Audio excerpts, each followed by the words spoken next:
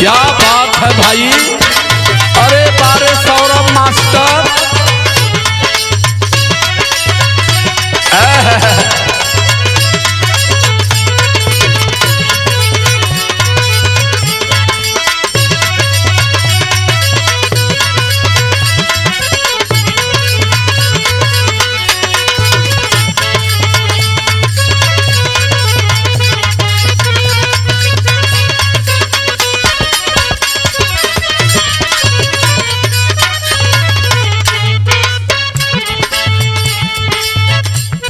बड़ा सुगर गीत लगौला लाल।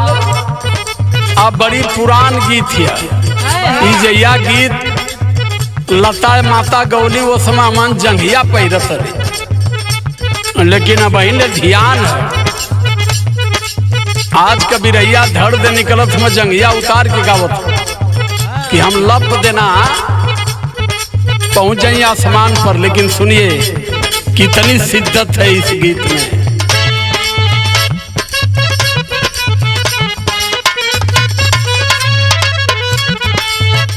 मौसम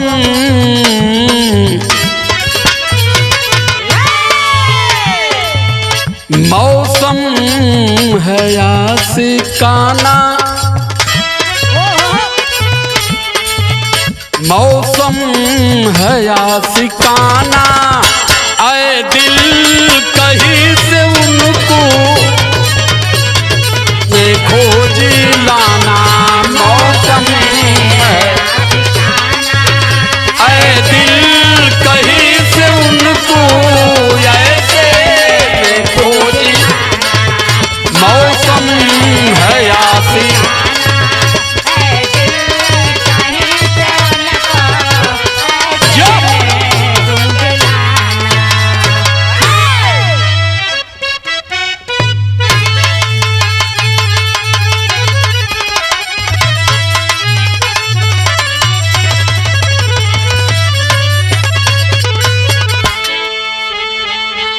ये बिरहा जा रही है, बड़ी फरमाइश पूरे देश से आ रही है कि सर थोड़ा सा बहराइच की तरफ भी नजर घुमाइए।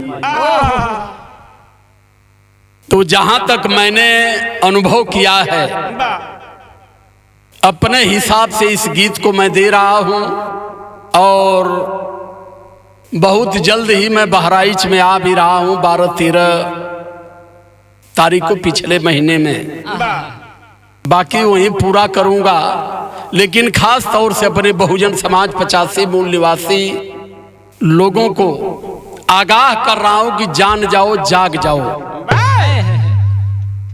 दुर्गा माई के पीछे अबीर पोती पोती दारू पी पी नचबा तो हो जाइबा गधा। शुद्ध जाना शुद्ध माना। यहाँ एक ठे हिंदू जोड़ो यात्रा भी चलत है।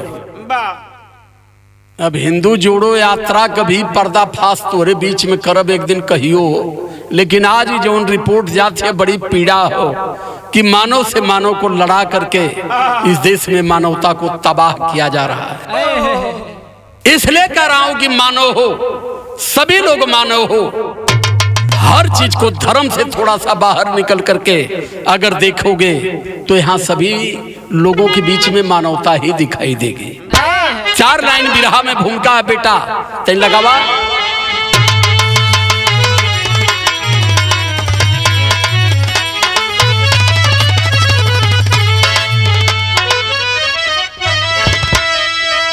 ये बिरहा में अपने भाई माननीय सांसद नगीना चंद्रशेखर रावण की विचारधारा पर आधारित इस बिरहा को आपके बीच में दे रहा हूं।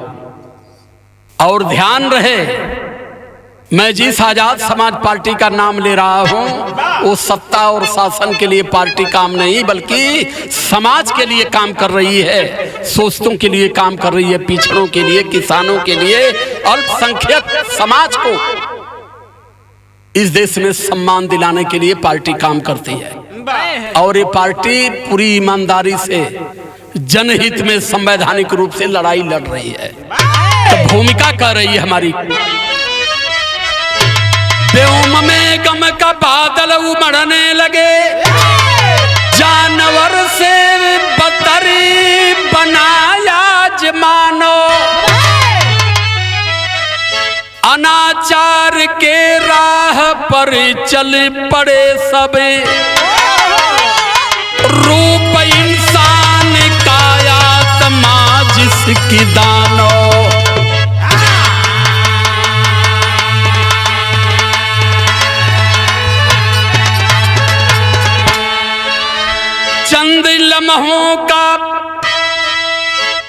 चंद लम्हों का मालिक ने दी जिंदगी, हिंदू मुसलमान सिख था ईसाई, राम निवास विबस ये कलम रो रही, रक्त क्यों तुम बहाते सभी भाई भाई।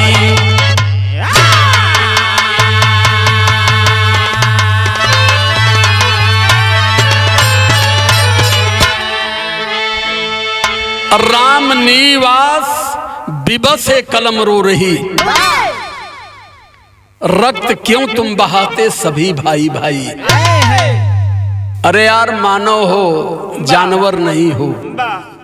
एक मिट्टी की मूर्ति के लिए और धर्म के लिए, इसीलिए मैं बार बार कहता हूं ये धर्म नहीं धंधा है और पढ़ा लिखा अंधा है। मिट्टी की मूर्ति को साड़ी पहना करके तुम खून बहा रहे हो। इस देश में बेटियां नंगी घुमाई जा रही हैं, तुम बंदरों की तरह घर में धूम दबा करके बैठे हो। लड़ना है तो सत्य के लिए लड़ो। सौरभ एजन एक ठे सुलेमा का गीत है रे बेटा,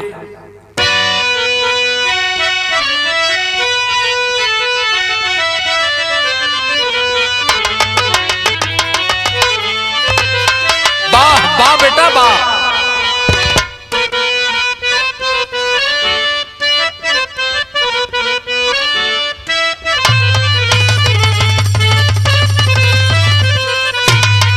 बड़ा सही लियला, कितनो पुरनिया है बेटा, दांत टूट गए लेकिन अब हम चबा जाइला वही तरह मसगुर तेज है। सुना कि मुझे तेरी, कौनो प्रेमी अपने प्रेमकी के कहते सलीम भैया, कि मुझे तेरी मोहब्बत का सहारा मिल गया होता, मुझे तेरी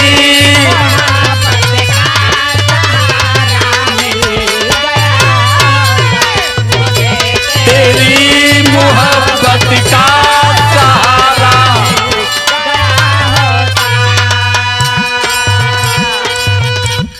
अगर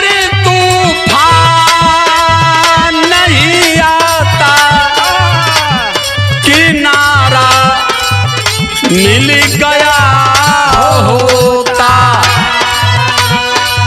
ये बात काहे कला मालूम है, झुंगल्ला में पकड़ाए गए लोही में खून गल कायदे से। वही के कहे कि अगर तूफान नहीं मिलता आया होता तो किनारा मिल जाता। ये बदे कि फंस गए झुंगल्ला में और वही में गांव का लवंडा घेर के लब दिया खेला। वह कहता अगर तूफान नहीं आता किनारा मिल गया होता, मुझे तेरी मोहब्बत। जियो जियो।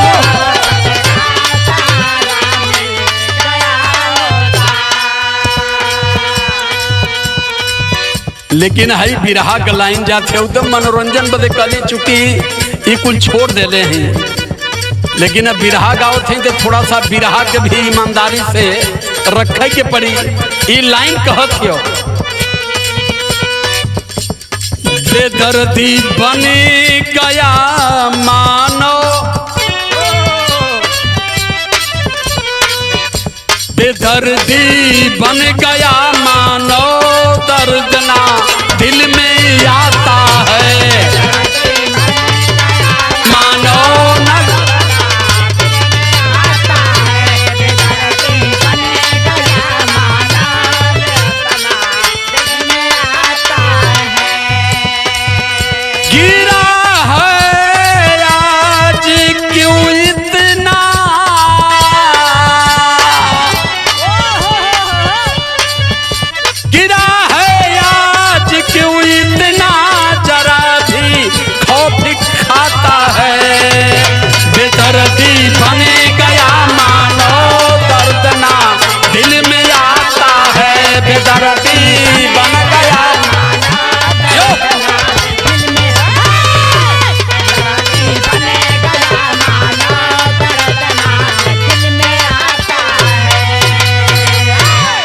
क्योंकि मानव की तहजीब नहीं है, क्योंकि इनकी दिमाग और इनकी विचारधारा को गोबर और गौमूत्र में डाल दिया गया है। इसीलिए से मानव में जो प्रेम होना चाहिए, जो प्यार होना चाहिए, जो सद्भाव होना चाहिए, इससे मानव दूर हो गया है। इसलिए लाइन करे, शहर का लाइन है बेटा।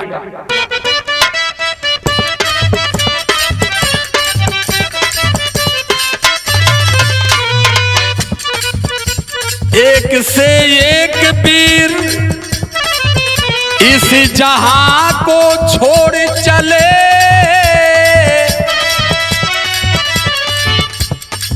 घमंड अभिमानी संसार से मुखी मोड़ चले।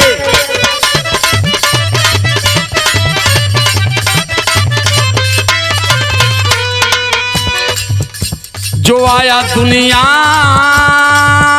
सभी के, जो आया दुनिया में सभी को एक दिन जाना है।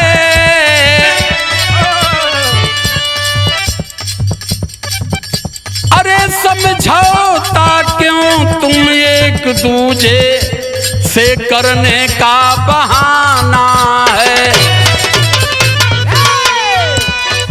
सुन यूपी बहराइच की घटना सुनाता हूँ, जिगर करता यारों एक दास्तां बताता हूँ। ग्राम महाराजगंज की सच्ची एक कहानी है। ग्राम महाराजगंज की सच्ची एक कहानी है। कलम थर्रा गई आंखों से आता पानी है।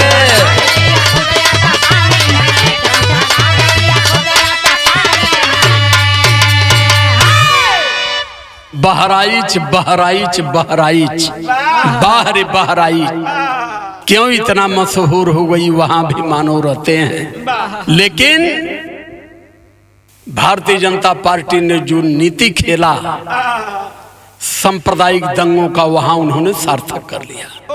कुछ नहीं है उसमें, मैं कह रहा हूं केवल विचारधारा की लड़ाई है। यही जन एक गीत है बाबू, वाह हो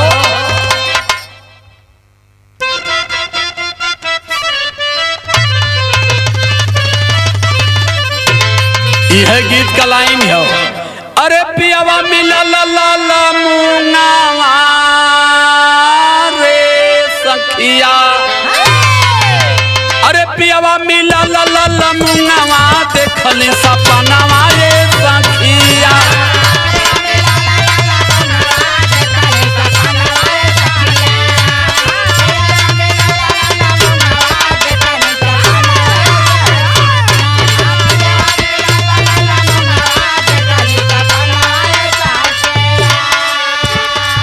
लेकिन हाई लाइन जाती अब पावन दिन आयल कमान, जब दुर्गा माई धरती पर उतरली और लगल बने मूर्ति माई के। यह समझ में आज लेना आयल ये पढ़ल लिखल लोगन के, ये तो धर्म को धंधा बना करके पैसा कमा रहे हैं, लेकिन हमारे लोग धर्म ढोते ढोते पशु बन रहे हैं।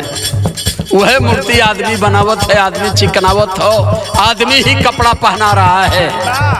आदमिया जा जाए माथा पटकत हो माई कल्याण करा। माई के 8 गो हाथ हो, मुंह पर माछी बैठल ही माछी हूँ कि नहीं पावती। आई जनता कहत हो माई कल्याण करा। अरे गधों, ये माई कल्याण करने वाली नहीं है। कल्याण अगर करेगी तो वो माँ कर सकती है जो आपको जन्म दिया है। कल्याण कर सकती है तो वो माँ आपका कल्याण कर सकती है जिस माँ को पढ़ोगे, जिसका नाम सावित्रीबाई फूले है, जिस माँ का नाम माता रमा है। 4 बच्चों की बलि दे दिया, लेकिन आपके हक और अधिकार के लिए आंदोलन में अपने पति को उन्होंने नहीं रोका। मिट्टी की मैया में तुम लोग अपनी आस्था गोजरों की तरह डाले हो, जिसका परिणाम निकला है सामने। क्या है? अरे पावन नवरात्र वाला दिनवा होला खूब पूजा नवा ये भैया।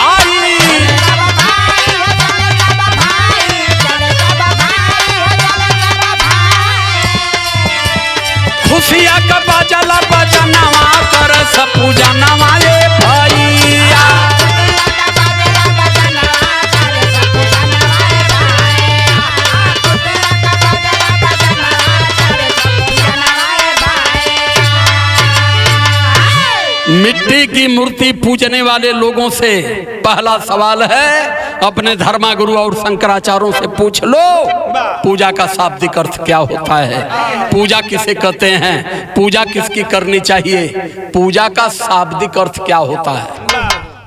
जानो कुछ मत गुजरों की तरह सब मानते चलो, कहीं ये बिल में कहीं वो बिल में, शांति कहीं नहीं मिल रही है। लेकिन यही जन गीत बदलल।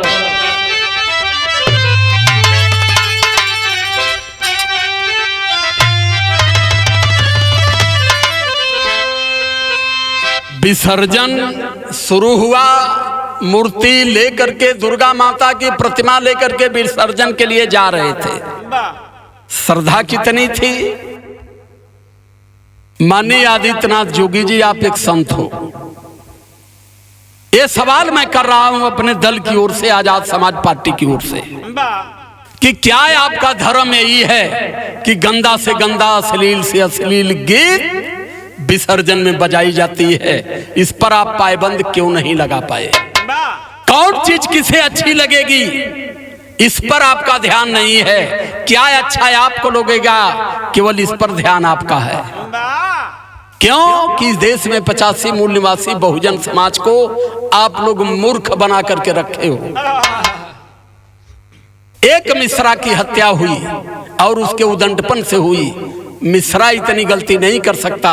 और मेरी गीतें सिद्ध कर रही है कि मनवादी विचारधारा से ब्राह्मण भी ग्रसित है, क्षत्रिय भी ग्रसित है, वैश्य भी ग्रसित है, और ये 85 मूल निवासी बेचारे तो ग्रसित ही है। ये मनवादी विचारधारा में ऐसी बात नहीं है कि केवल ही चमार का हार को हार, माझी ही परेशान है, ब्राह्मण भी परेशान है इसे।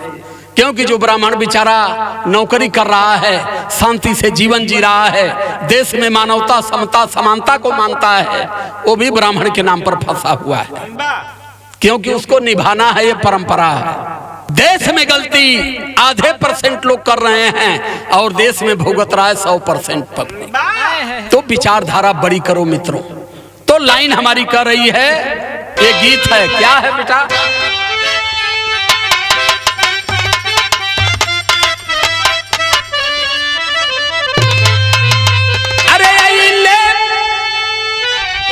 बसंती उड़ैले करतीर मोरी दहिया भइले बा, अरे प्यार हरतीर मोरी दहिया भइले बा। लेकिन आई गाना का लाइन है, सवाल हो सरकार से, इससे भी आपको जवाब देना होगा श्रीमान जी। क्या है कि बाजे डीजे होला खूबे, नाच गाने मितवा, अरे नाच गाने मितवा हो सब ही, खुशियां में झूमला, अरे जहान मितवा हो सब ही।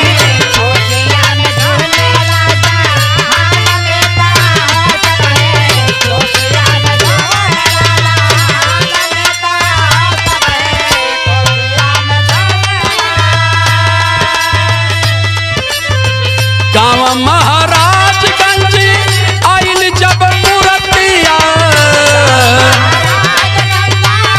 आइल जब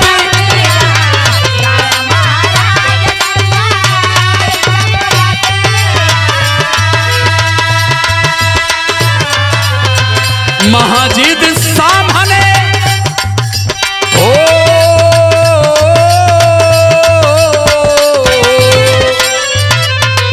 महाजिद सामने भी गड़ी गई पतिया,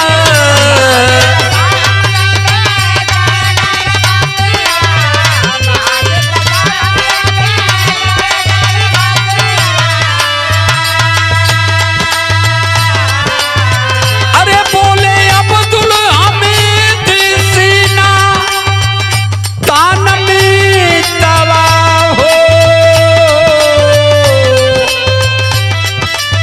सब ही खुशियां में झूमेला।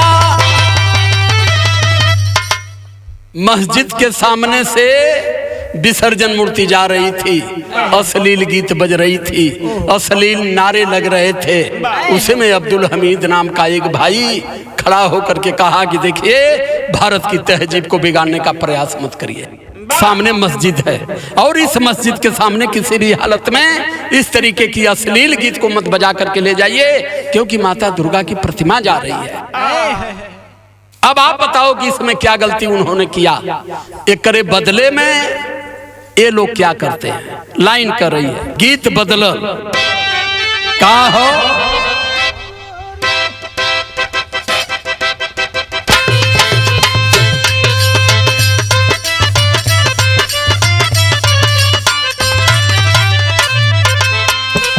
कौनो मेहरारू गमन से दू मार दल एक चाटा, खैलस ना सूत गई बे खैले।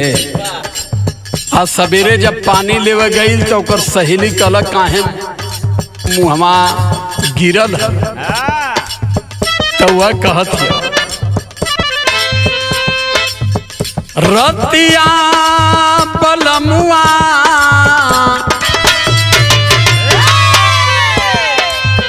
रतिया पलमुआ दिहल शिकारी तरकारी बिगड़ल।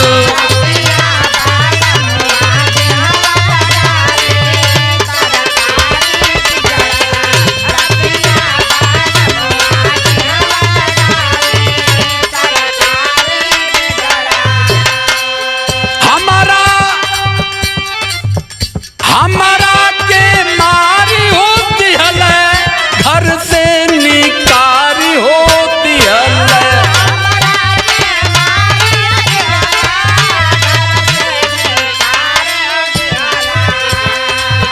ननदी सवतिया ललकारी,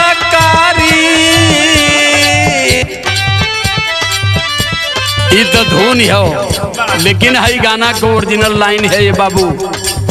ये भैया हिंदू धर्म ढोआ वाला, हम हिंदू धर्म से हैं, लेकिन गोबर हम नहीं खाते हैं मित्रों।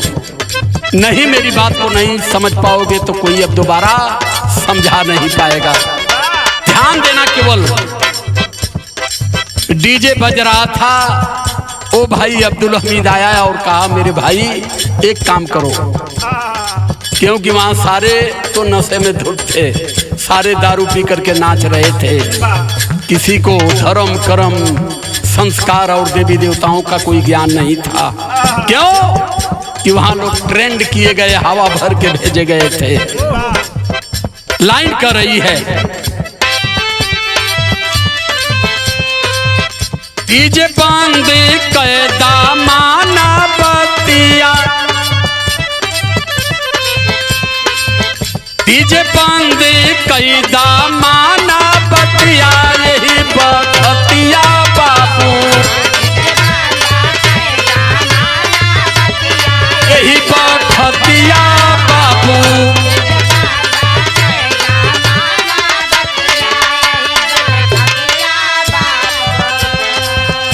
वो अब्दुल हमीद कह रहा है कि हम लोग कभी कि आपके धर्मों में टांग नहीं अड़ाया, नमाज की समय है और आप विसर्जन कर रहे हो, प्रेम से करो, लेकिन मेरे भाई डीजे इसमें बंद कर दो। क्या गलत कहा है वो? बिरहा सुनने वाले खास तौर से 15% वालों से मैं सवाल नहीं, मैं अपने 85% लोगों से सवाल कर रहा हूँ कि अब्दुल ने कौन सी गलती कर दिया। उन्होंने कहा कि नमाज की समय है, डीजे बंद करके चले जाइए, बाद में 10 मिनट बाद बजा दीजिएगा। इतना कहते देर नहीं हुई, इतना उबल गए जय श्री राम के नाम पर। यही राम राज लाना चाहते हो, यही हिंदू राष्ट्र बनाना चाहते हो, हिंदू राष्ट्र बना करके भारत को यही तहजीब देने का प्रयास कर रहे हो। ये सवाल है हमारी गीत का, क्या है? तुम्हारे धर्म में कबो टांग ना अड़ाइए भैया,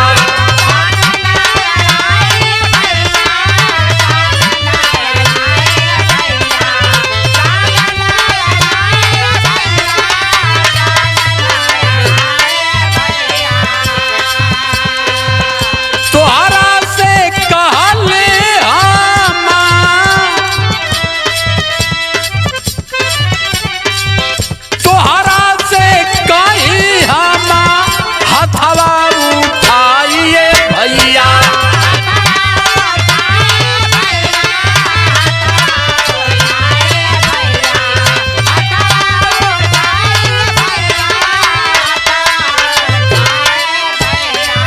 अब्दुल दोनों हाथ जोड़ करके कह रहा है कि मित्रों, भारत सबका है और धर्म के नाम पर उन्माद नहीं होना चाहिए। इतना कहते देर नहीं लगी, पुलिस भी वहां मौजूद थी। हम भागने किसी को देंगे नहीं। ये लोग समझ रहे हैं कि जो कहानी हम गढ़ रहे हैं, हाफ इनकाउंटर का कोई जान नहीं रहा है। हम जान रहे हैं, हम जवाब देंगे इसका। क्या है? इतने में आइल बाया फतिया तेही बखतिया बाप।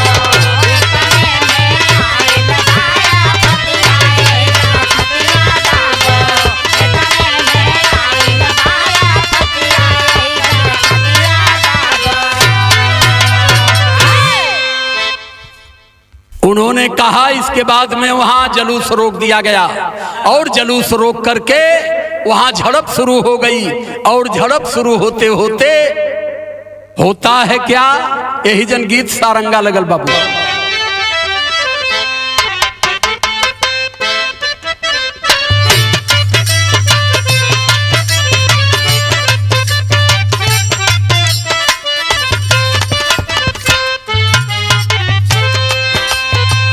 रुकल जुलूस देखा जुट सब लोग आवा हो, जुट सब लोग आवा हो।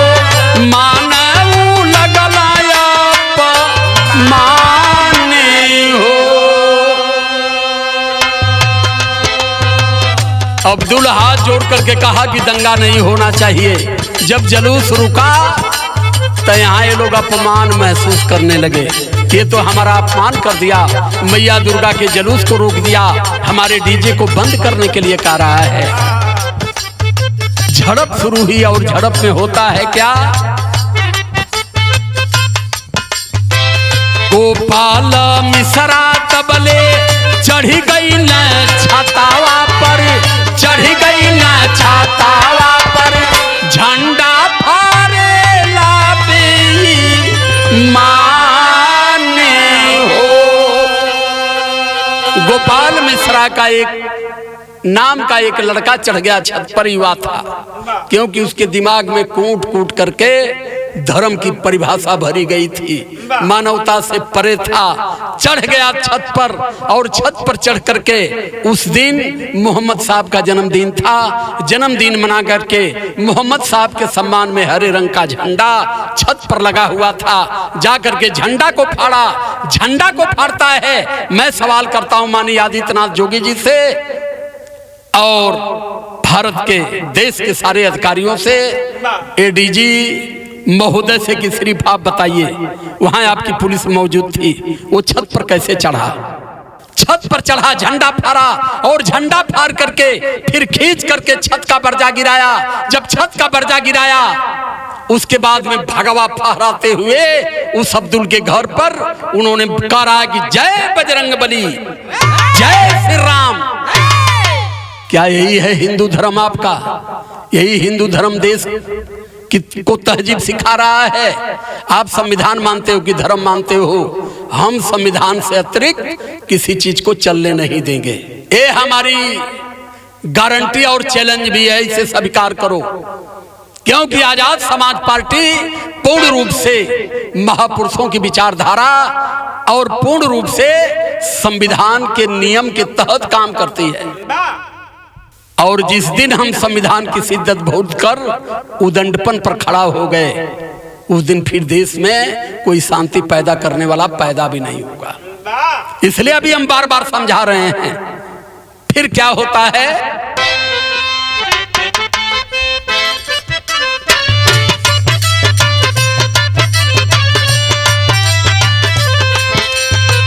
छतवा पर चढ़ के बाबू झंडा के फारे लगला, झंडा के फारे लगला। बरजा गिरावे भी माने हो। ईटा पत्थर चलल लागल अब भीतारा हो, चलला सब लोग भइल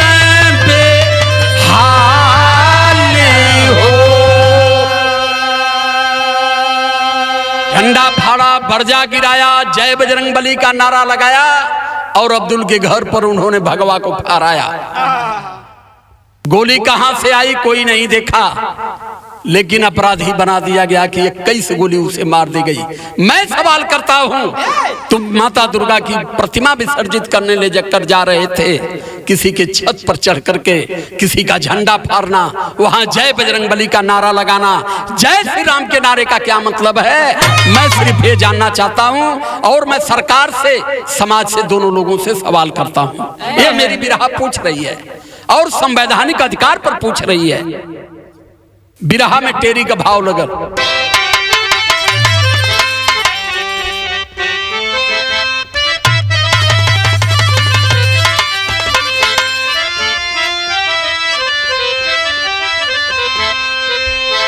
अरे मनमानी बीचे गईली जिंदगी, दोनों समुदाय में छीड़ा जंगी आज तूफानी। मैं किसी के समर्थन में बात नहीं कर रहा हूं, बल्कि मैं ये बताने का प्रयास कर रहा हूं कि गलती कहां है, क्या होना चाहिए, क्या नहीं होना चाहिए। वहां कहीं ना कहीं मानव और मानवता से दूर दोनों पक्ष था, लेकिन गलती जो पहले करता है, गलती का भोग दंड भोगने का अधिकारी वही होता है। फिर गीत बदला।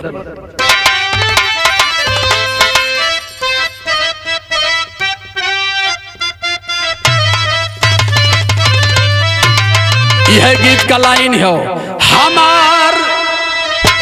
हमार पैचे बराजा हीरा जड़वाता,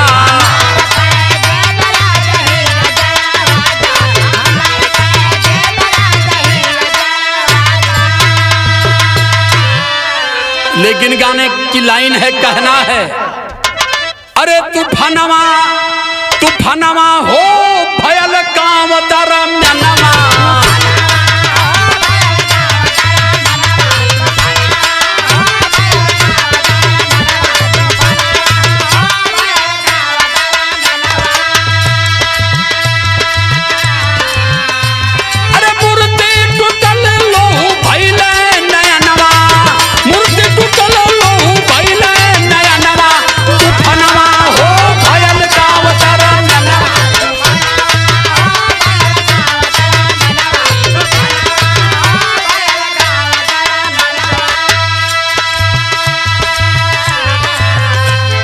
अल्पसंख्यक माइनॉरिटी समाज हर जगह कमजोर है, कमजोर तो नहीं है, लेकिन संविधान की शिद्दत में वो जीता है।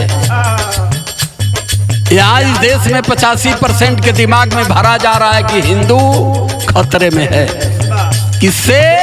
मुसलमानों से खतरा है। लेकिन आज तक ये नहीं समझ पाए कि मुसलमानों ने कभी आपके आरक्षण के विरुद्ध बात नहीं किया, मुसलमान कभी आपके अधिकार के विरुद्ध बात नहीं किया, मुसलमान कभी आपके संविधान के विरुद्ध बात नहीं किया। जब जब आपके हक, अधिकार, सम्मान, स्वाभिमान की लड़ाई लड़ी गई, तब मुसलमान इस देश के 85 मूल्यवासियों के साथ रहा है। लेकिन एक जहर भरा जा रहा है कि आपस में लड़ करके मर जाएंगे और हम सत्ता की रोटी सदैव सेकते रहेंगे।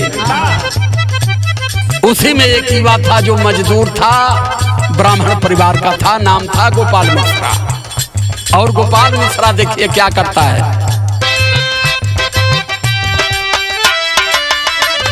मिश्रा गोपाल 22 साल का उमरिया हो,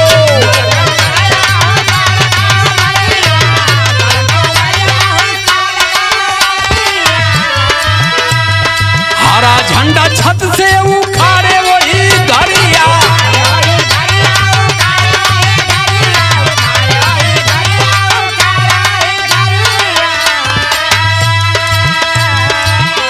अरे भगवान लहरावल देखते ही घरिया, भगवान लहरावल देखते ही घरिया, तूफानवा हो भयल गाँव दरम्यानवा।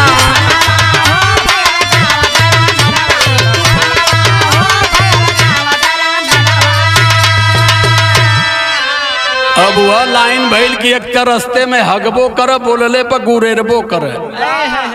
छत पर चढ़ल, झंडा फरले, भगवा लहरावे लगल। लहराए के जय श्री राम जय बजरंग बली बोल के ई देवतनों के कुल भरभंट करत। राम उनका थोड़ बहुत इज्जत रहल, लेकिन 2014 के बाद ये लोग राम का वो इज्जत बनौला है, वो इज्जत बनौला कि अब समाज जान गए कि रामो भगवानो आई हनुमानो कुल फर्जिए है, क्योंकि इनके नाम पर केवल देश में असमानता पैदा की जा रही है। कभी देश में समानता की बात इनका नाम लेकर के नहीं किया जाता है। जब दंगा होता है, जब कत्ल बलवा होता है, जब बम बारूद चलती है, भाई भाई की लड़ाई होती है, तो वहां एक भाई जय श्री राम कहता है। तो इन शब्दों से बचना पड़ेगा 50 मूल निवासियों को। सबसे मेरा मतलब नहीं है, मैं केवल अपने भाइयों को समझा रहा हूं। विदेशिया का लाइन है,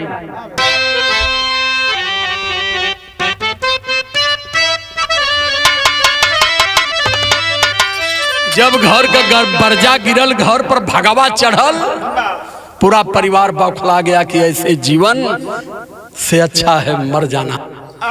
और वो लोग करते क्या है कि अब खड़े हो गए कि मर जाएंगे ठीक है, लेकिन अपनी ईमानदारी और अपने धर्म के प्रति हम बेवफाई नहीं करेंगे। बहुत हो गया। करते हैं क्या? अरे अब्दुल कलाम रिंकू खुर्शीद मुहम्मदी भैया, अरे घरवा में सोचाया पाने मनावाए बाबूजी, अरे घरवा ढहाई गईल, धर्म नासाई गईल, अरे कैसे जी अब धरती पर ले तनावाए बाबूजी, अरे लेकर के बंदूक तब निकर बहरावा हो, अरे गोली दाग लगल ते ही छनावाए बाबूजी। स्वाभिमान खतरे में, सम्मान खतरे में, शिद्दत खतरे में, और वतन भी खतरे में, और संविधान भी खतरे में। इसे भांपते हुए अब्दुल के बेटे जिनका नाम है खुर्शीद, लेकर के बंदूक निकला और धाए से गोली चला दिया। तेरी हिम्मत कैसे पड़ गई कि तुम जो भारत एक मानवता की तहजीब में, गंगा जमुनी की तहजीब में जीता है, तुम लोग इसे तोड़ने का प्रयास कर रहे हो। इसलिए तुम्हें इस धरती पर रहने का अधिकार नहीं है। भारत सबका है, भारत शांति और अमन का देश है, और भारत के शांति और अमन पर जो इस तरीके का खतरा बनेगा, उसका यही अंजाम होगा। बात ढेर जाने के भभात भी हुई, ये बदे भभात हुई कि सत्य केहू के घोटैबे ना करत, लेकिन लाइन हमार जाती हो। अब इनमें कहना कि 35 गोली मारल गई। क्या कार्बाइन थी क्या उसके पास, कि एक 47 थी कि 47 थी? अब एक हवा देत हुआ तगड़े में कि हिंदू मरा गया। उनके माता पिता को माननीय आदित्यनाथ जोगी जी बुलाए, आश्वासन दिए घबराइए मत, आपका बेटा बहुत अच्छा काम किया कि मुसलमान के छत पर चढ़ करके झंडा फाड़ दिया, बर्जा गिरा दिया, जय बजरंग बली का नारा लगा दिया भगवा लेकर के। आप देश के सबसे बड़े प्रहरी लोग हो, हम आपके साथ हैं। लेकिन माननीय आदित्यनाथ जोगी जी, आप एक संत हो, प्रदेश के मुख्यमंत्री हो, और प्रदेश के पूरे आवाम की सुरक्षा और सम्मान की हिफाजत करने की ड्यूटी आपकी है। संविधान की कसम लेकर के बैठे हो, रामचरितमानस की कसम लेकर के मुख्यमंत्री नहीं बने हो। अगर संविधान की कसम लेकर के मुख्यमंत्री बने हो तो संविधान की शिद्दत को समझने का प्रयास करिए। पहपट का लाइन है,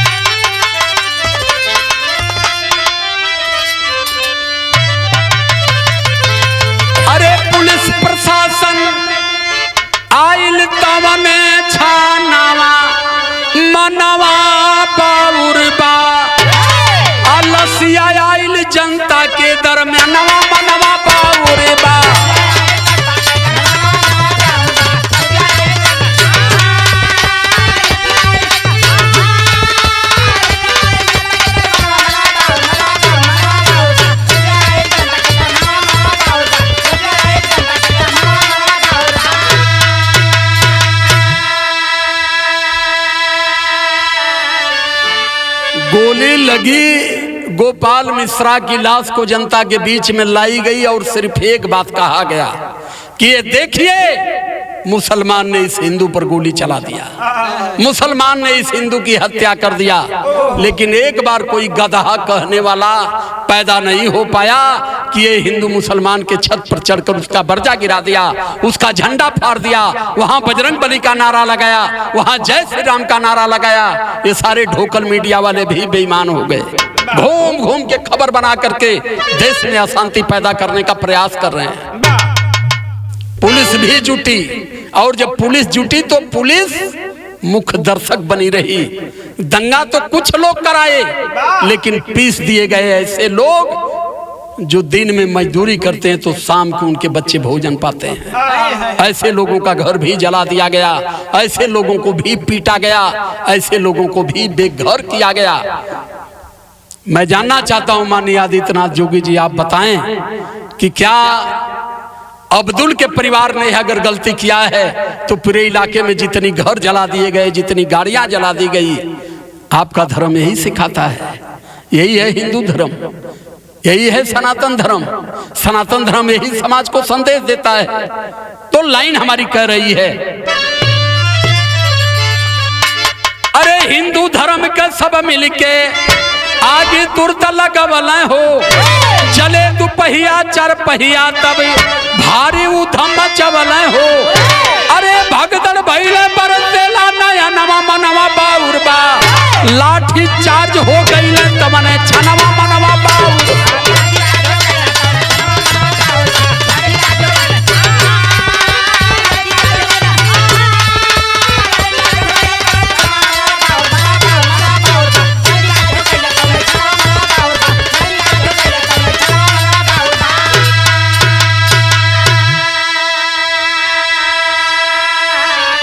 देखा हम लोगों ने कि जब दंगाई दौड़ दौड़ के आग लगा रहे थे तो लाइन ऑर्डर कहां था? आपकी पुलिस मुख्य दर्शक बनकर के तमाशा देख रही थी।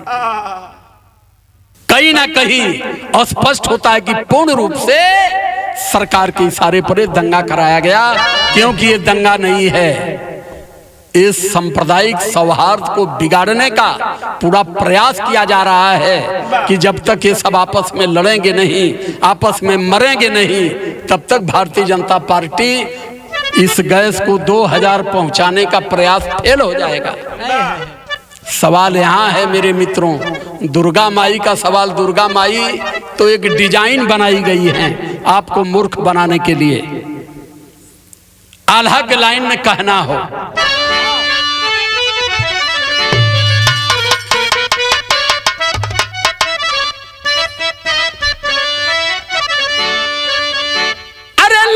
दोनों पक्ष के पिटैलते ही घरिया, अरे मचल को हराम भैली बगिया पीरा।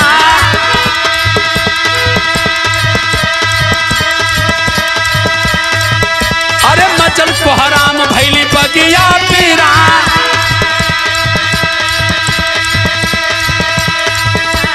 जान लेकर के भाग चले खुर्शीद भाई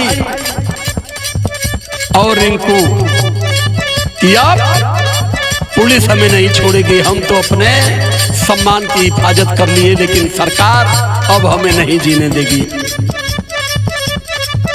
अरे मचल को हराम भैली बगिया पीरा।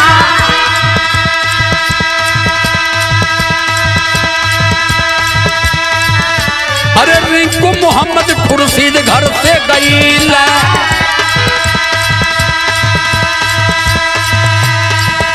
अरे दहशत से कांपत भैया थर थर पारा।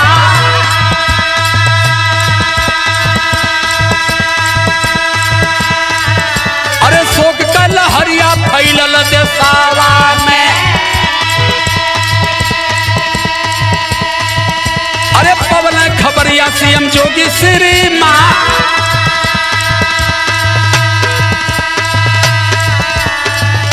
अरे सलमान जी के देखा तब पकड़ला,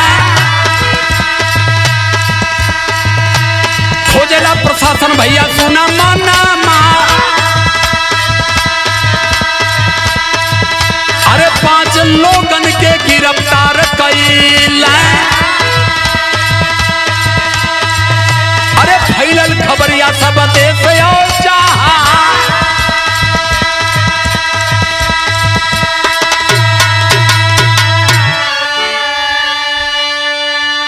रिंकू मोहम्मद खुर्शीद को ये पकड़े और ले गए कहाँ? नेपाल बॉर्डर जंगल पर। ये जानते हैं कि ये कहानी जो जंगल है, मैं तो गया हूँ, देखा हूँ, तमाम कार्यक्रम किया हूँ, उसमें कोई हल जाएगा पुलिस नहीं, पुलिस का बाप भी नहीं पकड़ पाएगा। लेकिन ले गए, पैरों में गोली मार करके ले आए और कहे कि ये नेपाल भागने के फिराक में थे, इसलिए हमने इनको पकड़ा है। ये खाली कहानी गढ़ी घड़ी लोगन के बेवकूफ बनाओ था। लेकिन अरे भैया, भारतीय जनता पार्टी वालों, देश में सांप्रदायिक दंगा कराने वालों, अब ये बहुजन समाज, 85 मूल निवासी समाज इतना मूर्ख नहीं है। क्यों? अब इस देश में बहुजन समाज का नेतृत्व हमारे भाई चंद्रशेखर रावण के हाथ में है और अब समाज को भरमने नहीं दिया जाएगा। समाज एक होगा, समाज इस देश में मानव समाज का सम्मान करेगा और इस तरीके का दंगा देश में नहीं होने दिया जाएगा। आखिरी लाइन है,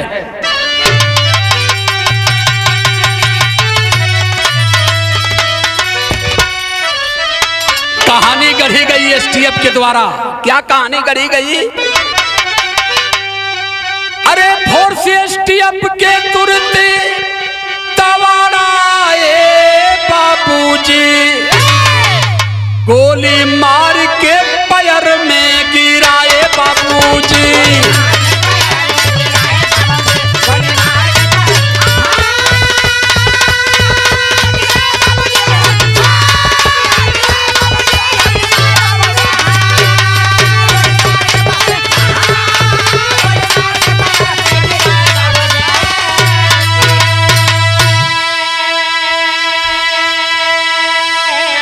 बार सरकार और सरकार में पल रहे, फल फूल रहे अधिकारी करते हैं क्या? मुठभेड़ में सरफराज, तालीम ढेर भइले। जिसके पास हथियार नहीं है वो बेचारा मुठभेड़ कहां करेगा? उठा लिए और ये समझाने के लिए कि हम बड़े बाहुबली लोग सरकार में बैठे हैं। ये मुसलमानों को पूर्ण रूप से दबा करके, मानसिक रूप से उनको हरासमेंट करके भारत में रखने का ये प्रयास कर रहे हैं। लेकिन मैं बार बार कह रहा हूं कि भारत जितना हिंदुओं का है उतना ही मुसलमानों का है, जितना सिखों का है उतना ही ईसाइयों का है और उतना ही बौद्धिस्टों का भी है। अगर संविधान की कसम खा करके कुर्सी पर बैठे हो, संविधान को पूरी मर्यादा के साथ और शिद्दत से संविधान के नियमों का पालन करिए। हिंदू भी मानव है और मुसलमान भी मानव है। जुर्म किसी के साथ करोगे तो जुर्म ही कहा जाएगा। तो लाइन कर रही है, अरे मुठभेड़ में सरफराज, तालीम ढेर भइले, 5 आरोपी कुल भैया पकड़ाइले।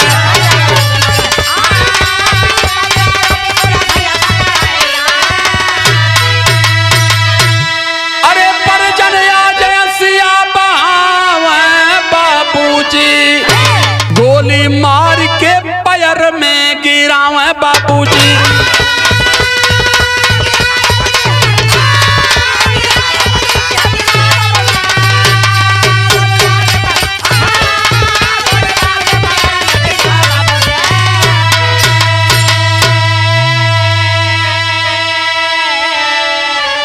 वतन की बलवेदी पर जान देने वाले उन नौजवानों की आत्मा भी आज करा रही है कि हमने देश के लिए लड़ा, देश के लिए प्राण की आहुति वतन की बलवेदी पर न्यौछावर किया।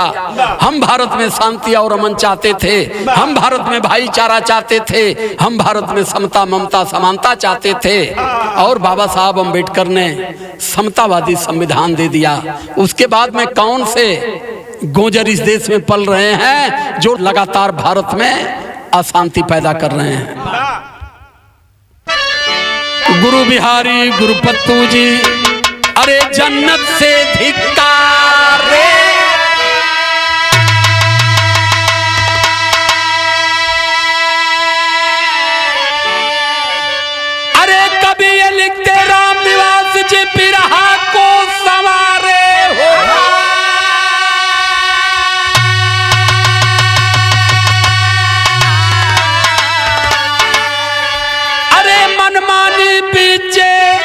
भैली जिंदगी किया तो राजकुमार के बुध जे रखला पानी मनमानी पीछे भैली जिंदगी।